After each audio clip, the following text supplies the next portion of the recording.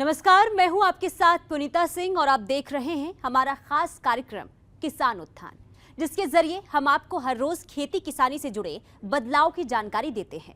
हम आपको बताते हैं कि कैसे कम लागत में और कम जमीन से अच्छी आमदनी की जा सकती है। किसानों के लिए हरियाणा सरकार क्या कदम उठा रही है और सरकार की ओर से अब तक उठाए गए कदम से किसानों को कितना लाभ मिला है, सरकारी योजनाओं का लाभ हमारे किसान भाई कैसे ले सकते हैं। दरअसल बदलते वक्त के साथ खेती किसानी में भी नई पद्धति पर जोर दिया जा रहा है, ताकि किसान कम लागत में अच्छी आमदनी कर अपनी आर्थिक स्थिति मजबूत कर सके, अपने परिवार का सही तरीके से भरण पोषण कर सके। आज हम आपको ऐसे ही कुछ किसानों से मिलवाएंगे जो नई पद्धति से खेती कर कम लागत में अच्छी आमदनी कमा रहे हैं।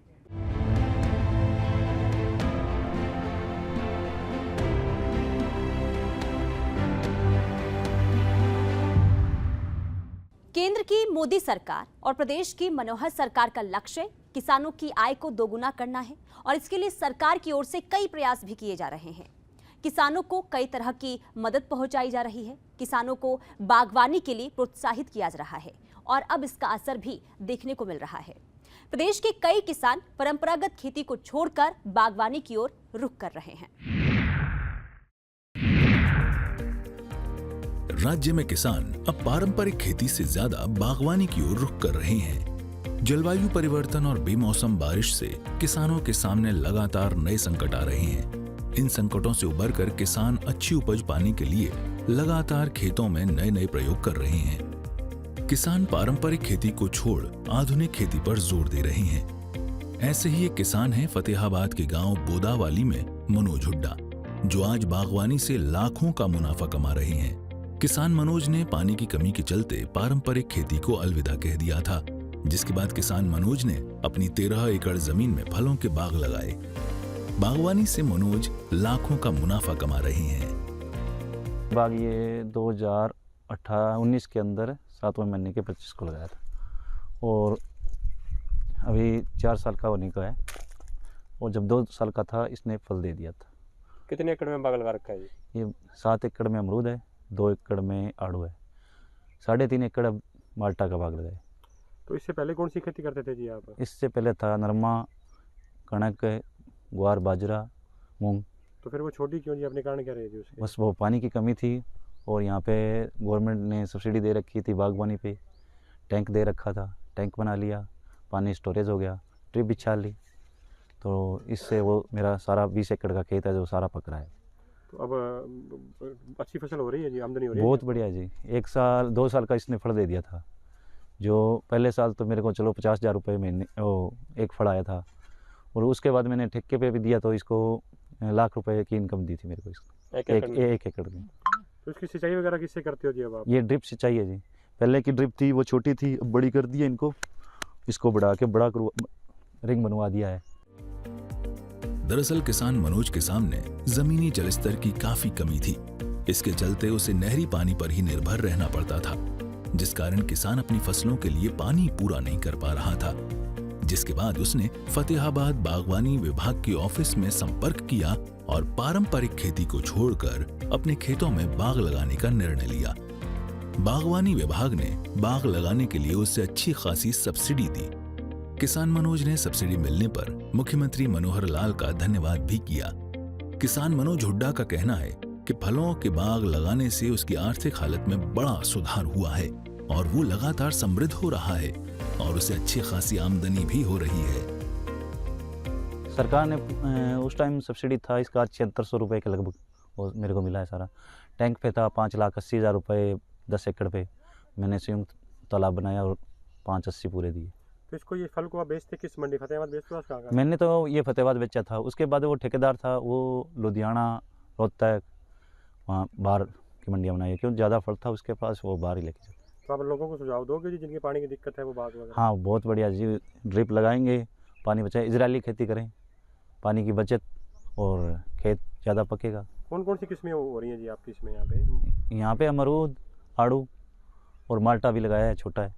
ठीक है जी। दोनों तो फल दे रहे हैं, ये आड़ू और अमरूद, तो माल्टा छोटा है। भी छोटे किसानों को अपनाना चाहिए बागवानी। बहुत बढ़िया जी। जिसके पास पानी की कमी है तो वो तो ज़रूर देखे। अगर धान हो रहा है वो आपकी जो इनकम आ रही है तो ठीक है, नहीं तो धान वाले खेतों में भी तो लोग बाग लगा रहे हैं। तो बाग के साथ साथ और भी छोटी फसल कोई बीज रहे हो आप साथ में? हाँ, उसमें छोटा एक आम माल्टा का बाग है, उसमें मूंग की खेती कर रखी है, इधर नरमे की खेती कर रखी है। इससे पहले चने थे उसमें। प्रदेश में बागवानी विभाग की ओर से खेत में बाग लगाने के लिए सब्सिडी दी जाती है। वहीं पानी के टैंक बनाने के लिए अलग से सब्सिडी दी जाती है। जब फल लगने शुरू हो जाते हैं तो ट्रैक्टर के लिए भी सरकारी मदद मिल जाती है। मनोहर सरकार के इस कदम के चलते प्रदेश का किसान लगातार खुशहाल हो रहा है। इसी प्रकार यदि वो दूसरी फसलें कर रहा है और बागवानी की तरफ डाइवर्ट हो रहा है तो उसके अंदर हम उसको जो सब्सिडी है वो देते हैं 43,000, जिसमें पहले साल 23,000 और फिर 10,000 और फिर 10,000। सब्सिडी का मैंने आपको बता दिया। जो जो बाग हम कवर कर रहे हैं, किन्नू, मौसमी, माल्टा, नींबू, अमरूद और आड़ू और अंजीर, इसमें से कोई भी बाग किसान लगा सकता है।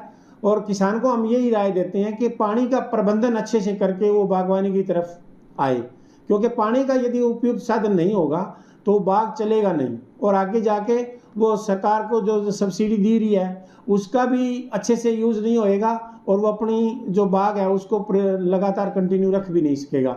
इसलिए जो भी बागवान आता है या जो बागवान इच्छा जाहिर करता है कि उसको बाग लगाना है या सब्जी या उसको और अन्य स्कीमों के अंदर जाना है, तो उसको हम पहले उसका जो सोयल का स्ट्रक्चर है, सोयल का मिट्टी पानी टेस्ट करवाते हैं उसका, और उसके बाद में उसका पानी का संसाधन देखते हैं। पानी के लिए हम टैंक की भी सुविधा दे रहे हैं, मिकाडा भी दे रहा है और हम भी दे रहे हैं। मिकाडा तो किसी भी फसल के लिए है तो वो टैंक दे रहा है, हम सिर्फ बागवान जो करते हैं बागवानी उसी के लिए टैंक दे रहे हैं। उसमें यदि वो इंडिविजुअल फार्मर है तो उसके लिए 70% सब्सिडी है। यदि 4 किसान मिलके कोई कार्य कर रहे हैं, चारों के बाग लगा रहे हैं, वो इकट्ठा टैंक लगा रहे हैं, तो उसके अंदर हम 100% अनुदान जो HSR रेट है जिसके हिसाब से गवर्नमेंट ने फिक्स किए हुए हैं वो देते हैं।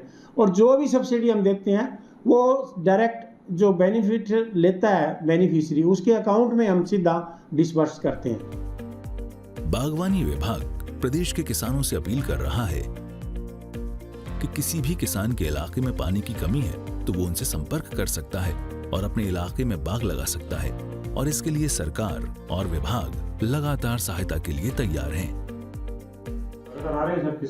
हाँ, किसान हमने पिछली बार लगभग अपने 500 एकड़ के आसपास हमारा 480 एकड़ एरिया पिछली बार लगा है।